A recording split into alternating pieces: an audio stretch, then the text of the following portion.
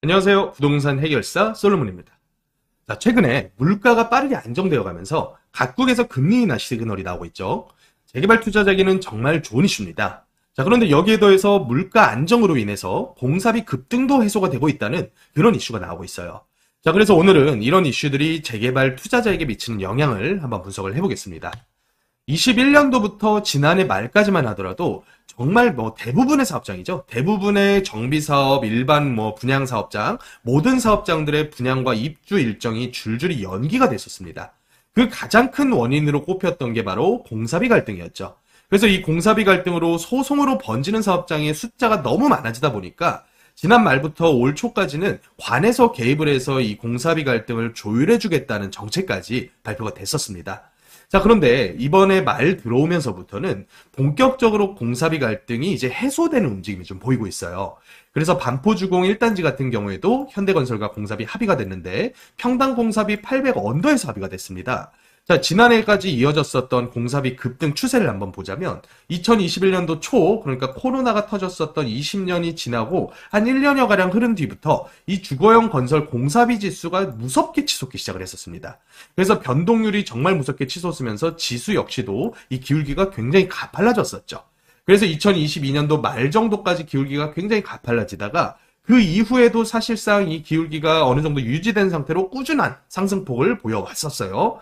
하지만 올 하반기 들어오면서부터는 드디어 이 건설 공사비 지수가 어느 정도는 안정화를 찾아가는 모습이 보이고 있습니다. 그래서 이제부터는 공사비가 너무 큰 폭으로 급등할 것을 걱정하지 않아도 되는 상황이 와버렸는데, 이걸 가지고 제가 예전에 양재동 모아타운을 예시로 한번 분담금 이슈를 들어드린 적이 한번 있었거든요. 그래서 그 내용을 한번 가지고 와보면 양재 1구형 모아타운의 조합원분께서 전용 49짜리 평형대를 조합원 분양 신청을 했다. 그렇게 됐을 때 공사비 700일 때와 1000만 원일 때, 1300만 원일 때 각각 얼마 정도씩 분담금이 늘어나느냐, 나머지 모든 변수들을 고정값으로 고정을 시켜놓고요, 오로지 공사비만 변동을 시키더라도 약 1억 이상씩 이 공사비가 급등하는 시나리오가 그려졌었습니다. 5구짜리를 신청했을 때 역시도 공사비로 인해서 분담금이 조합원 개개인께서 분담해야 되는 분담금이니까 이거를 조합원 수 곱하기 1억 5천을 하게 되면 정말 수백억 원가량의 공사비가 추가되는 것까지 예상을 해야 됐었던 시기였거든요. 하지만 지금 시점은 한 요 중간 정도, 한 요 정도 수준에서 공사비 급등이 마무리될 것으로 보이고 있어요. 자, 그렇다고 하는 거는 이제 입주권의 가격에도 굉장히 큰 영향을 미칠 수밖에 없거든요. 그래서 현재의 입주권 가격과 아파트 가격을 한번 비교를 해보겠습니다. 다세대 매매가로 한번 비교해보면 될 것 같은데, 지금 서울시 내에 있는 아파트의 평균적인 매매 가격은 전고점을 돌파한 거래의 숫자가 굉장히 늘어나고 있는 숫자예요. 그런데 입주권 같은 경우는 전고점을 돌파한 거래가 정말 없다시피 하거든요. 그 이유가 두 가지를 꼽을 수가 있습니다. 첫 번째로는 원가 상승이 너무 거세게 이루어졌었다는 거예요. 물론 건축비 영역도 있겠지만 이 사이에 들어가는 게 금리 영역도 있을 거예요.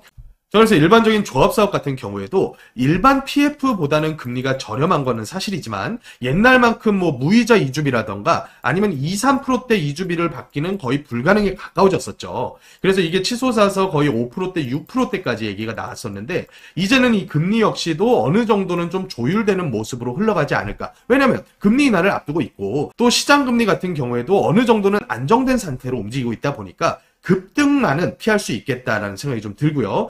또 한편으로 건축비 증가 추세가 멈췄다는 게 굉장히 큰 유의미한 항목일 것 같아요. 그래서 건축비 증가와 금리 부분이 이제는 증가가 아닌 어느 정도 안정화되는 모습을 보이다 보면 한 가지 애로사항만 남게 되는 거예요. 그게 뭐냐면 바로 이 규제 영역이 되겠어요. 그래서 규제 중에서도 재건축 같은 경우에는 재건축 초과이익 환수라고 하는 굉장히 강력한 조합원들의 수익을 뺏어가는 규제가 남아있고요. 또 재개발 같은 경우에도 기부채납 비율이라던가 임대주택 비율, 이 두 가지에 대한 규제 사항이 화끈하게 완화되지 않은 상태로 지금까지 흘러왔기 때문에 신축 아파트 가격이 상승하는 그 폭을 재개발 입주권이나 재건축 입주권이 빠르게 메꿔가지 못했었던 부분이 좀 있었거든요. 그래서 저평가 영역이다라는 얘기를 제가 드렸었죠. 하지만 지금은 이 비용 인상 인상 부분이 어느 정도 마무리되어가는 과정 속에서 이 비용 증가로 인해서 줄어든 사업성을 개선시키고자 발의됐었던 여러 가지의 법안들까지 통과를 앞두고 있는 상황이에요. 그래서 예를 들어서 제가 지난 영상에서 설명드렸었던 재건축 재개발 촉진 특례법, 이 내용을 보면 재개발 재건축 같은 경우 법적 상한 용적률에 역세권 재개발이 아니더라도 1.1배까지를 추가적으로 받을 수가 있게 됩니다. 그렇게 되면 330%까지 지을 수가 있게 되면서 또 추가적인 여기서 여기로 올라갈 때 들어가야 되는 기부 체납 항목, 여기 있는 건축물 기부 체납 항목도 0.7이라는 보정 개수가 1로 바뀌게 됐고요. 또 기부 체납에 대한 비중조차도 신통 계획으로 가게 됐을 때는 종상향에 대한 토지 기부 체납 비율이 최고 15%가 아니라 10%로 낮아지게 돼요.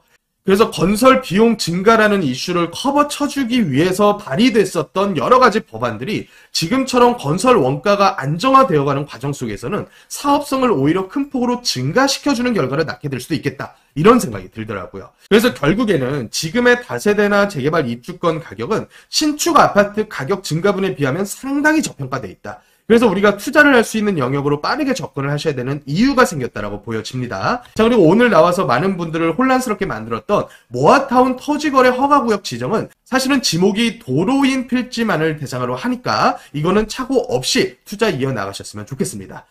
자, 그래서 모아타운과 재개발 이 두 영역이 지금 할 수 있는 가장 소액 투자에서 수익률을 드높일 수 있는 투자 전략이다 보니까 투자자들의 손을 타지 않아서 프리미엄이 형성되기 전 단계의 훌륭한 매물들을 투자하고 싶으신 분들께서는 주말에 있는 강의나 아니면 매물 추천 상담을 통해서 좋은 투자 기회를 잡아가셨으면 좋겠습니다. 자, 지금까지 부동산 해결사 솔몬이었습니다.